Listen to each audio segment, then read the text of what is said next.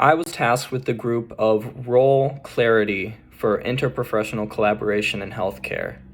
And for this task, I decided to go with the article by Shahidul Hassan from The Ohio State University. It is titled "The Importance of Role Clarification in Work Groups: Effects on Perceived Role Clarity, Work Satisfaction, and Turnover Rates."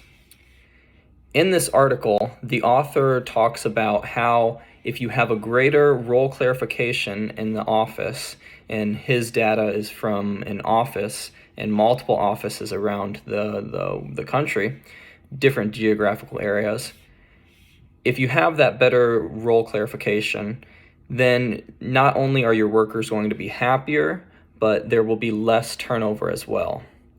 And in this article, he decided to do a survey of 1,699 employees. And this was across 45 geographically different offices. And the offices were all of the same company, though, in a state government agency. So in the article, there are a lot of different numbers and calculations that he shows in tables and throughout the texts to get to the final point. And his final point collaborated with what he said at the beginning. It turned out that the companies that had a better role clarification, they were getting better satisfaction from their workers, and there were less turnover as well. He goes into multiple different aspects, such as how long a person has been there, the different size of the office, not only the role clarity, but the clarification, the percentage of the people that were professionals versus how many are maybe unskilled. And by going through this, he has a table, and with all of this analysis, that is the conclusion that he came down to. For me, I think that many things in life, it comes down to communication. How you can communicate with people will really influence how relationships, both personal, professional, will go in life. And with communication comes this role clarity. And in the workplace, I never really thought about how this article states, people, if they don't know their role, they may not be happy, and they may come to work and they might be confused. They might not want to stay at that job, and that means that they might have a turnover as well.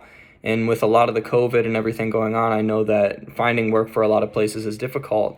I personally am a manager for a retail store, so I know exactly how it may be difficult to keep people, and the turnover rates are so high. And I've never really thought about, having a role means something, but this clarification, how big of a role and a big of an impact it can have on each individual worker. It's just that communication, not only from the leader to the associates or the people that are working for them, but also that they're responding back to their leaders, and that there's back and forth, and that the people that are working understand their roles. And if they understand their roles, understand their roles, they'll feel fulfilled, and they'll feel like they're coming to work and they're doing their job, and they're having an impact, and that impact will give them that satisfaction that they need.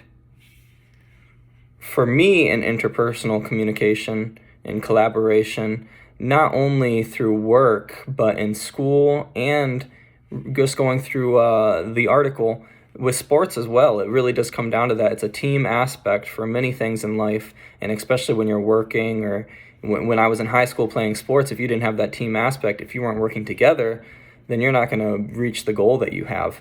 And that means the same for healthcare and work as well.